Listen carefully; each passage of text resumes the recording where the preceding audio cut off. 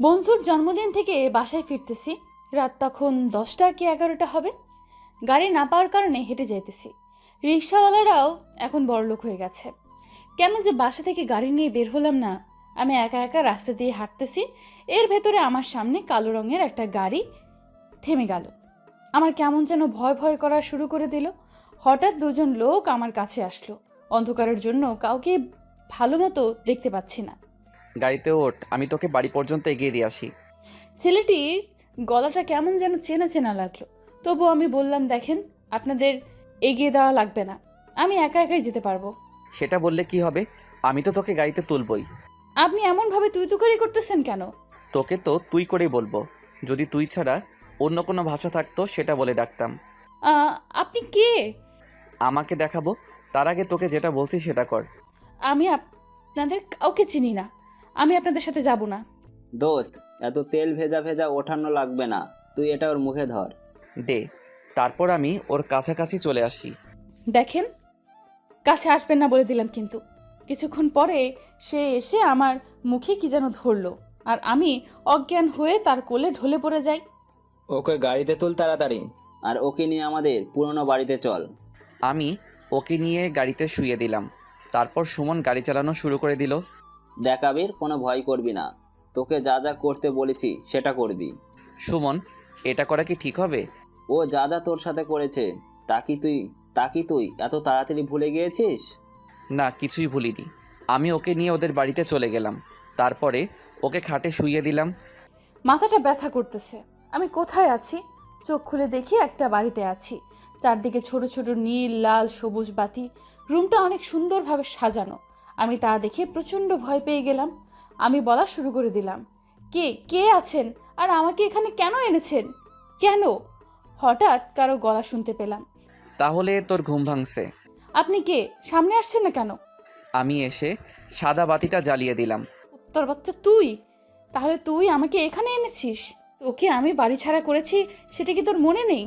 সব কিছু মনে আছে, তার জন্যই তো এই ব্যবস্থা। তুই সেদিন আমার নামে ধর্ষণের অপবাদ দিয়েছিলি, তাই তোকে ধর্ষণ করে দেখিয়ে দিতে হবে না? আমি তোর নামে আবারও ধর্ষণের মামলা দেব। আমি খাট থেকে উঠে মারতে আসলাম। তোর এত সাহস! আমি ওকে ধাক্কা দিয়ে খাটের উপরে আবারও ফেলে দিলাম। তারপরে শার্ট খুলে ফেললাম। হারামের বাচ্চা, তুই আমার কাছে আসবি না বলে দিলাম কিন্তু। কাছে আসবো না? আমি এসে ওর দুহাত খাটের সাথে চেপে ধরলাম। আবির, আমার কিন্তু খুব লাগতেছে, ছাড় বলে দিলাম কিন্তু। লাগবেই তো, একটু পরে তো আরও লাগবে। এখন বল, তোর গায়ের জামা কাপড় তুই নিজের ইচ্ছেতে খুলে দিবি নাকি আমি খুলে নিব? তোর বাবা মা কি তোকে শিক্ষা দেয়নি? আগে তুই আমাকে একটু এখান থেকে বের হতে দে, তারপরে তো এই গ্রাম ছাড়া করবই তোকে, সাথে তোর বাবা মাকেও। একদম আমার মা বাবা নিয়ে কথা বলবি না। তুই আমার সাথে কি করেছিস সেটা আগে তুই ঠান্ডা মাথায় একটু ভাব। তুই ভিখারির বাচ্চা, তোর সাথে যা করেছি ভালোই করেছি। আবির, ছাড় বললাম কিন্তু। একবার যদি হাতটা ছাড়িস, তোকে আমি যে কি করব সেটা আমি নিজেও জানি না। আমি ওর হাত ছেড়ে দিলাম। ও আমাকে মারতে উঠে যায়। অমনি আমি ওর হাতটা ধরে ফেললাম। শোন, এতদিন তোর দিন ছিল, এখন থেকে শুরু হবে আমার দিন। তোর সব অত্যাচার এতদিন আমি মুখ বুজে সহ্য করে নিয়েছি, কিছুই বলিনি। আবির, আমাকে বাড়িতে যেতে দে। বাড়িতে যাবি? যা না। আমি উঠে মোবাইলটা বের করলাম। সেটা দেখে ও আমার মোবাইলটা জোরে আছাড় মারলো। তুই আমার মোবাইল ভাঙলি, কুত্তার বাচ্চা! আর কিছু বলতে পারলাম না, তার আগেই ও আমাকে খাটের উপর ফেলে দিয়ে আমার উপরে উঠে পড়লো। কিছুক্ষণ পরে ওর ঠোঁটের সাথে আমার ঠোঁট এক করে দিল। আমি ছাড়ানোর জন্য অনেক চেষ্টা করতেছি, কিন্তু পারতেছি না। অনেকক্ষণ পরে ও আমাকে ছেড়ে দিল। আমাকে কিস করছিস কেন, কুত্তার বাচ্চা? এত গালি দিস না। যত গালি দিবি তত তোর কষ্ট সহ্য করতে হবে। তোকে যদি আমি ফাঁসিতে ঝোলাতে না পারি, তাহলে আমি ফারজানা না। এখান থেকে আগে তো বাসায় ফিরে নে, তারপরে ভাববি এসব কথা। এখন আমি যেটা বলি সেটা কর। তুই সব কিছু খুলবি নাকি আমি খুলবো? আমি তোকে এসব কিছুই করতে দেব না। তাহলে দেখি, আমারই জোর করে খুলতে হবে। দেখ আবির, আমি কিন্তু ভালোই ভালোই বলতেছি, তুই কিন্তু বাঁচতে পারবি না। আগে বল, তুই আমার সাথে এমন কেন করলি? তোকে তো আমি ভালোবেসেছিলাম। তুই ভিখারির বাচ্চা, তোর সাথে এটা করা ছাড়া আর কি করব? তবে দেখ, এই ভিখারির বাচ্চার কাজ। আমি ওর জামা এক টান দিয়ে খুলে ফেললাম। সেটা দেখে ও চিৎকার দিতে লাগলো, কিন্তু আমি ওকে বেশিক্ষণ চিৎকার দিতে দেইনি। তার আগে চার ঠোঁট এক করে দিলাম। তারপরে হারিয়ে গেলাম মিলনে। কান্না করতে করতে সরে আসলাম। আমি ব্যথায় চিৎকার করতেছি। আবির, আমার অনেক কষ্ট হইতেছে, ছাড় আমাকে। যতক্ষণ আমার তৃপ্তি না মিটবে ততক্ষণ এভাবে সহ্য করতে হবে। একবার বাড়িতে যেতে দে, তারপরে তোর বাবা মাকে যে বলবো আপনাদের ছেলের জন্মের কি ঠিক নেই। আমি ওর গালে আবার দুটো চড় মেরে বললাম, তোকে আমি এখানার থেকে ছাড়ছি না। কেন, আমাকে কি তুই মেরে ফেলবি? মারবো না, তবে তোকে ধুকে ধুকে মারবো। আমাকে ছাড়, আমি আর পারতেছি না। আমার তৃপ্তি মিটিয়ে আমি ওয়াশরুমে চলে আসি। এর ভিতরে সুমন কল দিল। কাজ কত দূর? কাজ শেষ হয়েছে। তুই কি কাজী সাহেবকে নিয়ে এসেছিস? আর ফারজানার জন্য কিছু শপিং এনেছি, এগুলো তুই এখান থেকে নিয়ে যা। আমি ফ্রেশ হয়ে ওদের কাছ থেকে শপিংয়ের ব্যাগ নিয়ে আসলাম। তারপরে ফারজানার কাছে চলে আসি। এসে দেখি ও কাঁদতেছে। আমার সারা শরীর ব্যথা করতেছে। আমি কি করব বুঝতেছি না।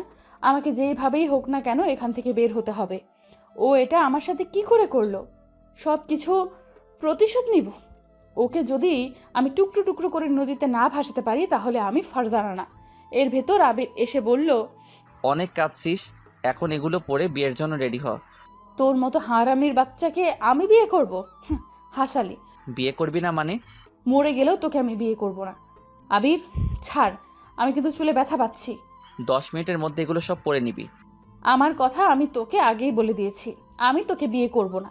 এতে যদি তুই আমাকে মেরেও ফেলিস, ফেল। বিয়েতে রাজি করাতে না পারলে বড় একটা মুশকিল হয়ে যাবে। হঠাৎ আমার মাথায় একটা বুদ্ধি আসলো। বললাম, তুই বাড়িতে যাবি তাই না? আচ্ছা যা, তবে কাপড় ছাড়াই যাবি। তুই তো এত বাজে ছিলি না, তুই এখন এতটা বাজে হয়ে গেছিস। শোন, আমাকে বাজে বানানোর কারণটা শুধু তুই। তুই আমার সাথে এমন কোনো কাজ নেই যেটা করিসনি। অপমানের পর অপমান করেছিস। আমার মনে মনে একটা বুদ্ধি আসলো। তোকে আমি বিয়ে করার স্বাদ চিরতরের জন্য খুঁচিয়ে দেব। এখান থেকে আমি যাব ঠিকই, তবে তোর রক্ত দিয়ে গোসল করে যাব। আমি ওর কাছ থেকে শাড়ি নিলাম, তারপরে ওয়াশরুমে চলে যাই, তারপরে ফ্রেশ হয়ে ওর কাছে চলে আসি। ওকে বউয়ের সাজে অনেক সুন্দর লাগতেছে। মেয়েটির চোখ দুটো এত মায়াবী, তবুও ওর ভিতরে কেন এত অহংকার? আবির, এখনো সময় আছে, তুই আমায় বাড়ি দিয়ে আয়। আমার সাথে তুই লেগে কিন্তু ঠিক করবি না। 6 মাস পরে এমনিতেই বাড়িতে যেতে পারবি, যখন ডিভোর্স লেটারটা তোর হাতে পাবি। মনে মনে ভাবলাম, সব তাহলে প্ল্যান করা। তুই ভাবিস না তোকে আমি ছেড়ে দেব। এসব করার প্রতিশোধ আমি নিয়েই ছাড়বো। আমি ওর দিকে তাকিয়ে রয়েছি। এর ভিতরে দরজায় কড়া নাড়ার আওয়াজ পেলাম।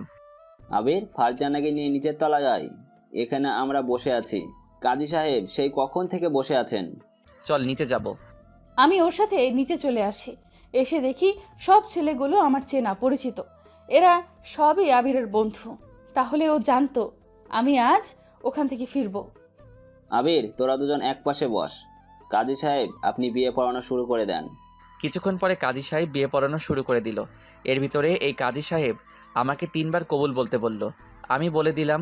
তারপরে ফারজানাকে বলল কবুল বলতে, কিন্তু ও বলতেছে না। কি হলো, কবুল বলিস না কেন? আমি তোকে বিয়ে করব না। এখন আবার তোর কি হলো? আমি ওর কানে কানে বললাম, সবার সামনে তোকে আমি মারতে চাই না, তুই ভালোই ভালোই কবুল বলে দে। কবুল, কবুল, কবুল। সবাই শুকরিয়া আদায় করলো। এর ভিতরে সুমন বলল, দেখেন কাজী সাহেব, এসব কথা যেন পাসকান না হয়।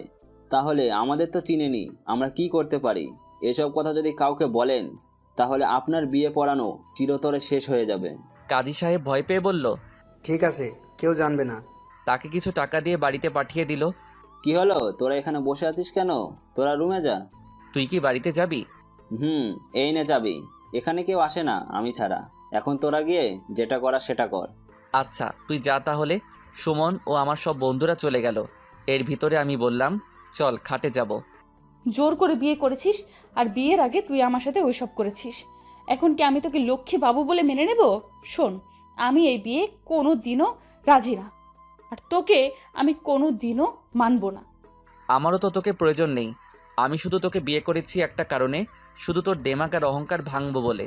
তোকে আমি একসময় অনেক ভালোবাসতাম, এখন শুধু তোর প্রতি আমার ঘৃণা আর ঘৃণা। চল খাটে চল, অনেক রাত হয়ে গেছে। আমি অন্য রুমে যাই। শোন, তুই এখন আমার বিয়ে করা বউ, সো তুই এখন আমার সব কথা শুনে চলবি। শুনবো, তোর সবই শুনবো। যখন তোকে চিরতরে ঘুমিয়ে দিতে পারবো তখন। আর তুই ভাবছিস কি আমি তোকে কিছুই করতে পারবো না? এগুলো আমি মনে মনে ভাবছি। এর ভেতর আবির আমাকে টেনে খাটে নিয়ে আসলো। আমি বললাম, আবির শরীরটা প্রচুর ব্যথা, আমি পারবো না আর। সেটা বললে তো হবে না, যেহেতু আমরা এখন বর বউ, ওসব তো এখন করতেই পারি। আর আজকে আমাদের বিয়ে হয়ে গেছে, এখন তোর বর চাই তোকে আদর করতে। ও এসে আমাকে জড়িয়ে ধরলো। আবির দেখ, এসব কিন্তু আমার খারাপ লাগে। কেন খারাপ লাগে? আমার আদর কি তোর ভালো লাগে না? আমি না তোর বর? এটা হয়তো সারা জীবন স্বপ্নই থেকে যাবে, কোনোদিনও পূরণ হবে না। আমি এসে ওকে খাটে উপরে চেপে ধরলাম। তারপরে যেটা হওয়ার সেটা হয়ে গেছে। ফারজানা কাঁদতে লাগলো। আমার কি, সেদিন আমিও এমনভাবে কাঁদছিলাম যখন ও আমার নামে চাচাকে এটা ওটা বানিয়ে বলেছিল। ওর চোখ দিয়ে পানি পড়তেছে, তাই আমি বললাম, একদম চুপ, একটু কাঁদবি না, আমার অনেক ঘুম পাইছে, আমি ঘুমাবো। কান্না করতে করতে বললাম, আবির আমাকে বাড়িতে দিয়ে আয়, আমি এখানে থাকলে মরে যাব। এত তাড়াতাড়ি? আরও অনেক কষ্ট সহ্য করতে হবে তোকে। কান্না করতে করতে বললাম, আমি আব্বুর সাথে কথা বলতে চাই, তারা আমার জন্য এখন চিন্তা করতেছে। আমি তোকে কথা বলতে দিব, আর তুই বলে দিবি যে আমি এখানে আসি। এখন যদি তুই সব কিছু বলে দিস, তাহলে আমার তো প্রতিশোধটাই নেওয়া হবে না। আবির, একটা বার কথা বলতে দে। চুপ কর, না হয় লাথি দিয়ে খাট থেকে ফেলে দিব কিন্তু। আমি চুপ হয়ে অন্য পাশে শুয়ে পড়লাম। শুয়ে শুয়ে ভাবতেছি কিভাবে ওকে খুন করা যায়। আমি এসব আনমনেই চিন্তা করতেছি। ফারজানা ঘুমিয়ে পড়ল। আমি ওর দিকে অনেকক্ষণ চেয়ে রইলাম। ওর কষ্ট দেখে আমারই অনেক কষ্ট লাগতেছে। ও আমাকে ভালোবাসুক বা না বাসুক, আমি তোকে ভালোবাসি, তাই আমার অনেক কষ্ট লাগতেছে। এখন আসুন পরিচয় দেবার পালা। আমি আবির, মাস্টার্সে পড়তেছি। আমরা অনেক গরিব, আমি গরিব ঘরের একজন সাধারণ ছেলে। আর এতক্ষণ যার সাথে এত সব করলাম, সে হলো অহংকারী একটা মেয়ে। সবচেয়ে বড় কথা হলো আমি ওর চাচাতো ভাই। আমি ওকে আমার জীবনের থেকেও বেশি ভালোবাসতাম। ছোটবেলায় আমি যখন ক্লাস 6-এ পড়ি, তখনও একদিন বলেছিল যে, আবির, এই পুতুল বাবুটা আমাদের দুজনের। তখন আমি হাসি দিয়ে বলছিলাম, ছোট সময় এও বেশি অহংকারী ছিল না, অনেক ভালো ছিল। যখন আমরা এসএসসি পাশ করে কলেজে উঠব, যেই সময় ও পড়তে বাহিরে চলে যায়, সেই দিন অনেক কেঁদেছিলাম। যাকে এতটা ভালোবাসি, তাকে ভালোবাসার কথাটা জানাতেও পারলাম না। ও যাবার পরে আমি প্রতিদিনই ওকে নিয়ে ভাবতাম, আর ওকে নিয়ে ডায়েরি লিখতাম। এভাবে কেটে যায় অনেকটি বছর, 7 বছর কেটে যায়। আমি এখন মাস্টার্সে পড়ি। আমি ওকে মাঝে মাঝে কল দিতাম, কিন্তু ধরতো না। আমি ভাবতাম ও হয়তো পড়ালেখা করে বিজি, তাই কল রিসিভ করে না। আসলে ও লেখাপড়ায় অনেক ভালো। এভাবে আরও অনেক দিন কেটে গেল। তখন 2020 সাল। একদিন রাতের বেলা আমি ওকে নিয়ে ডায়েরি লিখতেছি, আর ভাবতেছি, কবে তুমি আসবে? আমি তো তোমাকে না দেখে থাকতে পারতেছি না, খুব মনে পড়ে তোমাকে। এর ভিতরে আম্মু আসলো আমার কাছে। আবির, একটু আগে তোর চাচা এসেছিল। ফারজানা কালকে বাড়িতে ফিরতেছে, তাই তুই আর তোর চাচা ওকে গিয়ে নিয়ে আনতে যাবি। ও আসবে সেটা শুনে আমার মনটা খুশিতে ভরে যায়। আমি আম্মুকে বললাম ঠিক আছে। আম্মু চলে গেল। পরের দিন আমি চাচার বাড়িতে এসে পড়ি। আসতে ওঠ গাড়িতে। আমি গাড়িতে উঠে পড়ি। কিছুক্ষণ পরে চাচা গাড়ি চালানো শুরু করে দিল। বেশ কিছুক্ষণ পরে এয়ারপোর্টে এসে পৌঁছালাম। আবির, ওর আসতে এতটা লেট হচ্ছে কেন? তুমি কোনো চিন্তা করো না, কিছুক্ষণ পরে এসে পড়বে। আমারও ওকে দেখার জন্য মনটা কেমন কেমন যেন করতেছে। অনেকক্ষণ পরে দেখতে পেলাম ফারজানা আসতেছে। আগের চেয়েও ও অনেক সুন্দর হয়ে গেছে, তাই আমি আর চাচা ওর কাছে দৌড়িয়ে গেলাম। আব্বু, কেমন আছো? তুমিও না কেমন, সাথে করে ভিখারির বাচ্চাকে নিয়ে আসা আগে। ওর মুখে এই কথা শুনে চোখ দিয়ে 2 ফোঁটা পানি গড়িয়ে পড়ল। ও আজ আমাকে এটা বলে অপমান করবে, সেটা আমি জীবনেও ভাবতে পারিনি। ফারজানা, এগুলো তুই কি বলতেছিস? তো তোর চাচাতো ভাই। আমি ওকে চিনতে পেরেছি, তাই তো বললাম, চলো বাড়িতে যাব। আব্বু আমাকে গাড়িতে নিয়ে বসে পড়ে। আবির, কি হলো? গাড়িতে বসছিস না কেন? ও যাবে কোথায়? ও আমাদের সাথে যেতে পারবে না। ও গেলে আমি যাব না। তো ও যাবে কিসে? সেটা আমি জানি না। আমার একটাই কথা, ও আমাদের সাথে যেতে পারবে না। ও যদি যায়, তাহলে আমি এক্ষুনি আবার যেখান থেকে এসেছি সেখানে চলে যাব। ফারজানা, ও তো তোর চাচাতো ভাই, ভুলে গেছিস? তোরা ছোটবেলা থেকে একসাথেই বড় হয়েছিস। তোর কি কোনো কিছু মনে নেই? আমি থাকবোই না আর এখানে, চলে যেতেছি। মাথাটা পুরো নষ্ট করে দিতেছো কিন্তু। আর শোনো, ছোটবেলায় কি না কি হয়েছে সেটা এখনো মনে রাখতে হবে। আবির, এই নে টাকা, তুই অন্য একটা গাড়িতে চলে যা। থাক, লাগবে না, আমার কাছে টাকা আছে। আচ্ছা, তাহলে আমরা যাই। আব্বু, তুমি গাড়ি চালাবা, আম্মুকে দেখি না কত বছর। ফারজানা ও চাচা চলে গেল। আমারও মনটা খারাপ হয়ে গেল। আমি একটা গাড়িতে উঠে পড়ি। গাড়িতে বসে ভাবতেছি, ও এতটা পরিবর্তন হয়ে যাবে সেটা আমি কোনোদিনও ভাবতে পারিনি। ওর কি আমার কথা মনে নেই? সব কিছুই কি ভুলে গেছে? আমি বাসায় এসে পড়ি। তারপরে শুয়ে শুয়ে অনেকক্ষণ কাঁদলাম। কিছুক্ষণ পরে আম্মু আসলো। আবির, ফারজানা এসেছে? আমি চোখ মুছে বললাম, হুম। কি হলো, তোর মন খারাপ নাকি? এমনভাবে কথা বলতেছিস কেন? আম্মু, আমরা কি সত্যি ভিখারি? কে বলেছে তোকে এসব কথা? আমি কিছুক্ষণ চুপ করে বললাম, ফারজানা। দেখ বাবা, ওদের পরিবার অনেক বড় লোক, আর আমাদের ছোট পরিবার। ওদের চেয়ে আমরা অনেক গরিব। আর ফারজানা তোকে এমন কথা বলছে কেন? তুই কি ওকে কিছু বলেছিস? না আম্মু, একেবারে শুধু শুধু বলেছে। ওর সাথে তুই আর কোনো কথা বলবি না। আম্মু, আমি কি ওর সাথে কথা না বলে থাকতে পারবো? আমি তোকে ছোটবেলা থেকেই ভালোবেসে এসেছি। কি বলিস এসব? আগে তো বললি না। দেখ বাবা, ওরা অনেক বড় লোক, আমাদের পরিবারের সাথে ওদের খাপ খায় না। তুই ওকে ভুলে যা। এটা বলে আম্মু চলে গেল। আমি মনে মনে বলতে লাগলাম, আমি কি ওকে ভুলতে পারবো? তখন আমি ঘুমিয়ে পড়লাম। আমি বাসায় এসে ফ্রেশ হয়ে নিলাম, তারপরে সবার সাথে খেয়ে নিলাম। কিছুক্ষণ পরে আমি আব্বুর কাছে চলে আসি। আব্বু, আমি আর ইউকে পড়তে যাব না, মাস্টার্স এখানেই বসেই কমপ্লিট করব। ওখানে আমার আর ভালো লাগে না। আচ্ছা, কালকে আবিরকে বলিস, ও তোকে ভর্তি করিয়ে দিবেনি। তুমি সব জায়গায় ওই ভিখারির বাচ্চাকে টানো কেন? ফারজানা, এসব কি ধরনের কথা বলতেছিস? আব্বু, আমি যা বলি ঠিকই বলি। ওরা ভিখারি ছাড়া আর কি। আর শোনো, আমাকে কালকে তুমি নিয়ে যাওয়া কলেজে। আচ্ছা, যাব। তার আগে তুই তোর কাকিমায়ের সাথে দেখা করে আয়। ওয়াক্থু, ওই বাড়িতে যাব আমি? জীবনেও না। আমি আমার রুমে চলে আসি আর জানালা দিয়ে তাকিয়ে রইলাম বাহিরের দিকে। বিকেলবেলা চাচাই ফোন করে বলে তাদের বাড়িতে আসতে, তাই আমি তাদের বাড়িতে চলে আসি। হঠাৎ একটা রুমে চোখ পড়ল। দেখতে পেলাম ফারজানা ঘুমিয়ে আছে, তাই আমি ওর খাটে গিয়ে বসি। ওকে ঘুমের ভিতরে পিচিদের মতো লাগতেছে। হঠাৎ ফারজানার ঘুমটা ভেঙে গেল। কুত্তার বাচ্চা, তুই আমার বেডরুমে কি করিস? এটা বলে ফারজানা এসে আমার গালে ঠাস করে একটা চড় মারল। চড়টা অনেক জোরে মেরেছে। তুই আমাদের বাড়িতে আসছিস কেন? ফারজানা, তুই কি আমাকে ভুলে গেছিস? তোর কি আমার কথা একটু মনে নেই? কেন তোকে আমি মনে রাখতে যাব? আমি আবার ভিখারিদের মনে রাখি না। তুই এখান থেকে যাবি নাকি ঘাড় ধাক্কা দেব?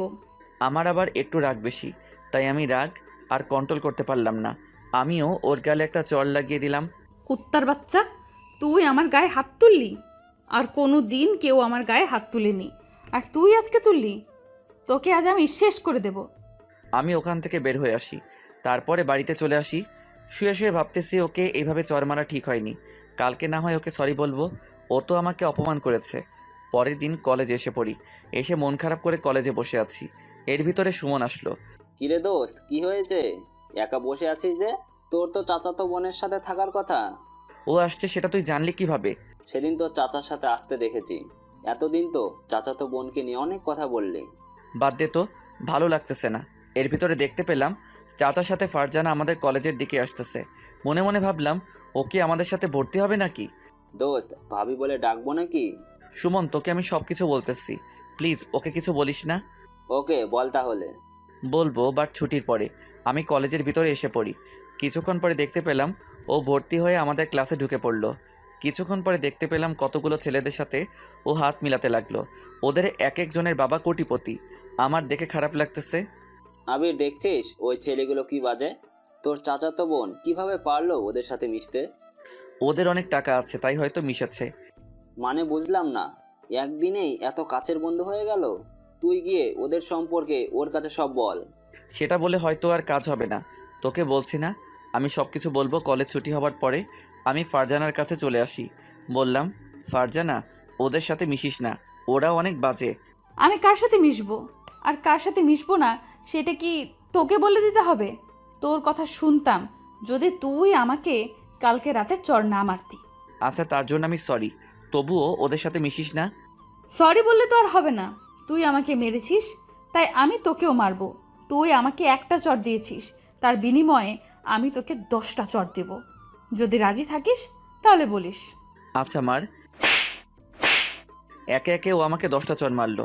কলেজের সবাই আমাদের দিকে তাকিয়ে রয়েছে, আমাকে মারতেছে। তা দেখে সুমন ওকেও মারতে চলে যায়। আমি ওর হাত টেনে ধরলাম। শোন, আর কোনো দিন আমার সাথে লাগতে আসিস না। ফারজানা চলে গেল। আমি নিচে বসে পড়লাম। ও তোকে মারলো কেন? আর তুই ওকে আটকালি না কেন? তারপরে সব ঘটনা আমি ওকে খুলে বললাম। তোর চাচাতো বোন এত নিচু? তা আমি জীবনেও আশা করিনি। চল বাড়িতে যাব। আমিও বাড়িতে চলে আসি। আসতে না আসতে আম্মু বলল, তোকে মারছে কে? আর তোর গালে তো লাল হয়ে আছে কেন? কে আবার মারবে শুনি?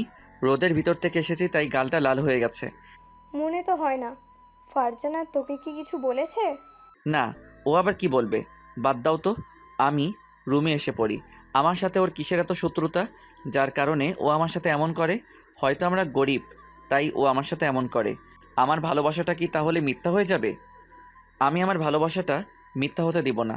পরের দিন কলেজে এসে দেখি ফারজানা সেই ছেলেগুলোর সাথে বসে আছে, তাই আমি ওকে ডাক দিলাম।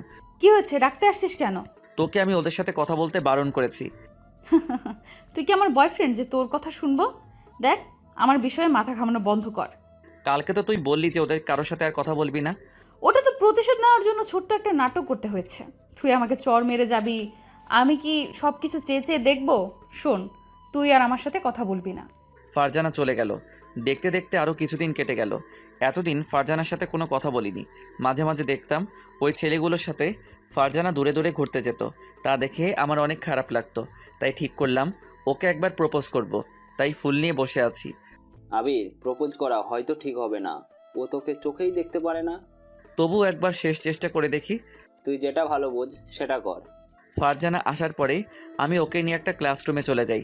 এক পর্যায়ে ও আসতে চাইছিল না, তবু আমি ওকে জোর করে নিয়ে এসেছি। আমাকে জোর করে তুই এখানে নিয়ে আসলি কেন? ফারজানা, আমি তোকে ভালোবাসি, সে অনেক আগে থেকে। ছোটবেলার কথা তুই ভুলে গেলেও আমি ভুলিনি। সেই ছোটবেলা থেকে আমি তোকে ভালোবেসে এসেছি।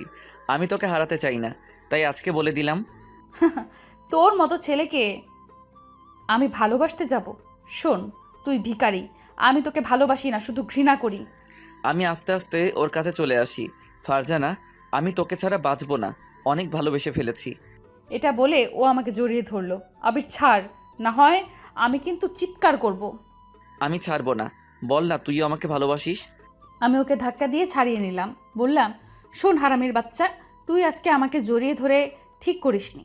এর জন্য তোকে অনেক দুঃখ পোহাতে হবে, মনে রাখিস। আমি আর ওখানে দাঁড়ালাম না, ওখান থেকে বাড়িতে চলে আসি। ও আমাকে জড়িয়ে ধরেছে। হারামির বাচ্চাকে যদি আমি বাড়ি না ছাড়া করতে পারি, তাহলে আমিও ফারজানা নই। আমি মনে মনে ভাবা শুরু করে দিলাম, কি করা যায়, কিভাবে সম্ভব। হঠাৎ আমার মাথায় একটা বুদ্ধি আসলো। আজ রাতে যা হওয়ার হবে। রাতের বেলা আব্বুর কাছ থেকে আবিরের নাম্বার নিয়ে ওকে কল দিতে লাগলাম। হ্যালো, কে? আমি ওকে মিষ্টি করে বললাম, আমি ফারজানা। আবির শোনো, তুমি আমাদের বাড়িতে এখনই চলে আসো, তোমার সাথে আমার কথা আছে। আর আজকের ব্যবহারের জন্য আমি সরি।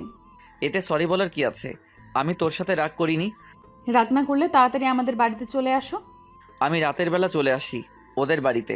আমার রুমের ভেতরে ঢুকো। আমিও রুমের ভিতরে ঢুকে পড়ার পর ও দরজাটা আটকিয়ে দিল।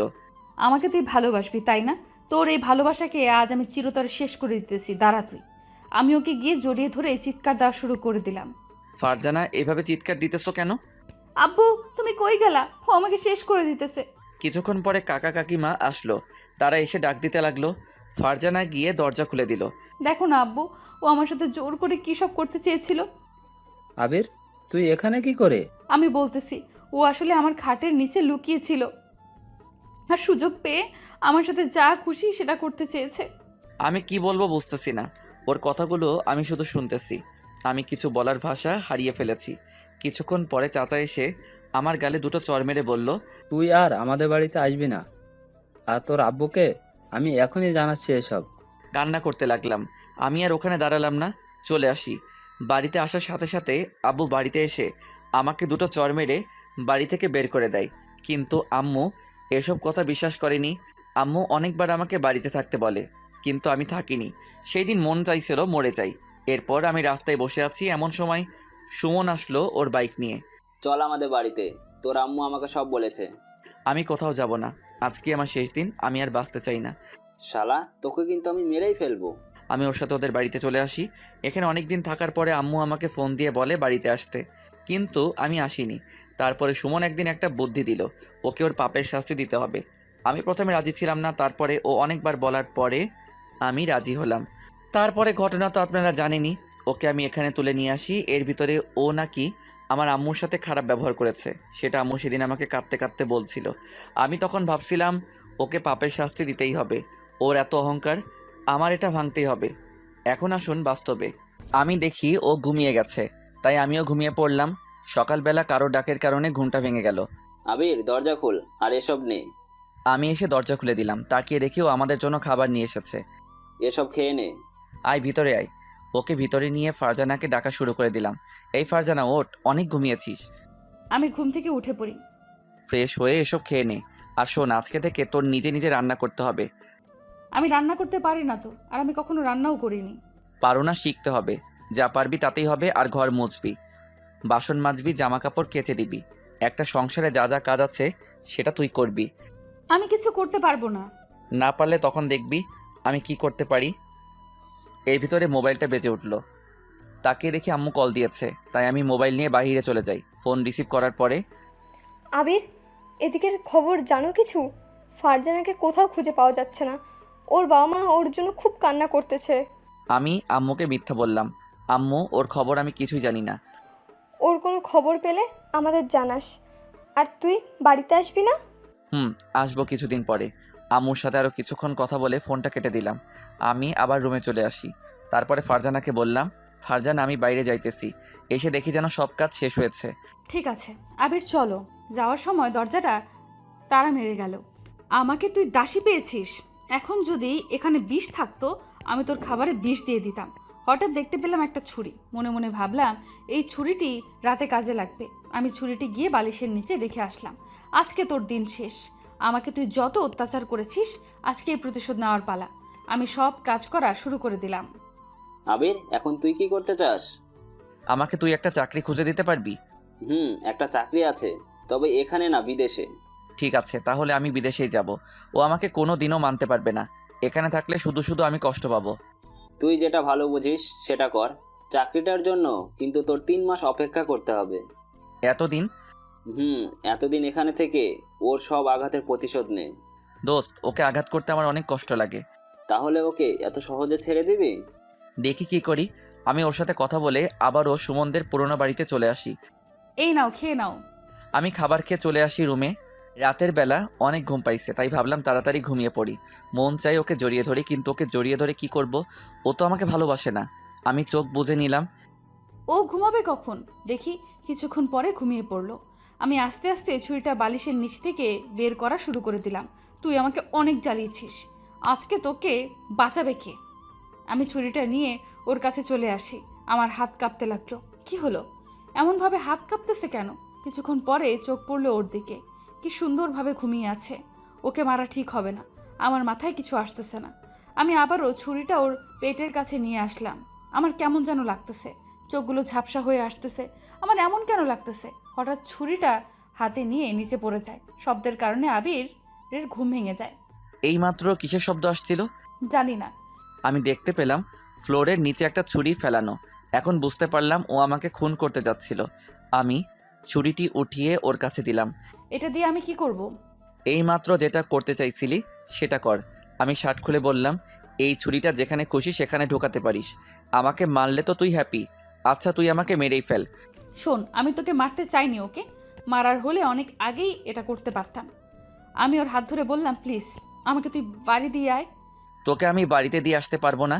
তুই এখানে বসে বসেই বসবি। আমি শুয়ে পড়লাম। শুয়ে শুয়ে ভাবতেছি, যেভাবেই হোক না কেন আমার এখান থেকে বের হতে হবে। আমি দেখতে দেখতে 15 দিন কেটে গেল। আমি এখনো পর্যন্ত কারোর সাথে যোগাযোগ করতে পারিনি। একদিন দেখতে পেলাম আবির রুমে নেই, আর পাশে দেখতে পেলাম আমার মোবাইল ফোন। ওটা জোরে চাপ দিয়ে ধরলাম, দেখি মোবাইলটা খুলে কিনা। দেখি মোবাইলটা খুলে গেল। আমি তারপর আব্বুর নাম্বারে কল দিতে লাগলাম। কিছুক্ষণ পরে রিসিভ করলো। হ্যালো আব্বু, আমাকে এখানে থেকে নিয়ে যাও। আম্মু, তুই কোথায় আছিস? আব্বু, আমি আবির। আর কিছু বলতে পারলাম না। তার আগেই আবির আমার কাছ থেকে ফোনটা টেনে নিয়ে যায়। আমি মোবাইলটা এবার জোরে আছাড় মেরে চুরমার করে ফেলি। হ্যালো ফারজানা, কথা বলতেছিস না কেন? Hello hello. তুই কেন আমার সাথে এমন করতেছিস? আমি বাড়িতে যেতে চাই না। কথা দিলাম তোর নামে আমি তোর কাছে কিছুই বলবো না। তুই আমার বউ, তোকে আমি কোথাও যেতে দিব না। তোর সাথে আমার এখনো অনেক কিছু করার বাকি আছে। আমি ওখানে আর থাকলাম না, খাটে চলে আসি। অনেক কষ্ট হইতেছে আমার। আমি কি আর কখনো বাড়িতে ফিরতে পারবো না? কিভাবে এখান থেকে বের হব? এগুলো ভাবতে ভাবতে আমি ঘুমিয়ে পড়লাম। দেখতে দেখতে আরও 1 মাস কেটে গেল। এখনও আমার পরিবারের কেউই আমার খোঁজ খবর পায়নি। একদিন ফ্লোর মুছতেছি, এর ভেতরে দেখতে পেলাম একটা ব্যাগ। এই ব্যাগে কি আছে? আমি ব্যাগের ভেতরে হাত দিতে লাগলাম। দেখতে পেলাম ব্যাগের ভেতরে আবিরের জামা কাপড় আর একটা ডায়েরি। আমি ডায়েরিটা খুলে পড়া শুরু করে দিলাম। প্রথম পাতায় আমি আর আবিরের ছবি দেখতে পেলাম।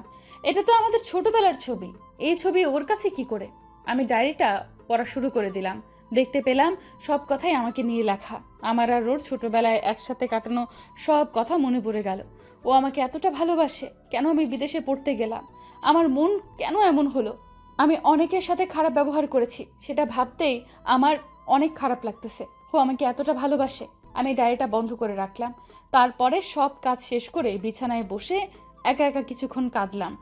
আমার ভেতরে এতটা অহংকার কেন? এত অহংকার কোথা থেকে আসলো? আমার আজ কিছুই ভালো লাগতেছে না। কিছুক্ষণ পরে আবির আসলো আমার কাছে। কি হলো? এমনভাবে কাঁদতেছিস কেন? বাড়ির কথা কি খুব মনে পড়তেছে? কাঁদো কাঁদো কণ্ঠে বললাম। আমি ওর চোখের দিকে কিছুক্ষণ তাকিয়ে বললাম, জানি না। তাহলে কাঁদতেছিস কেন? এমনি, তোমার খাবার টেবিলে রাখা আছে, খেয়ে নাও।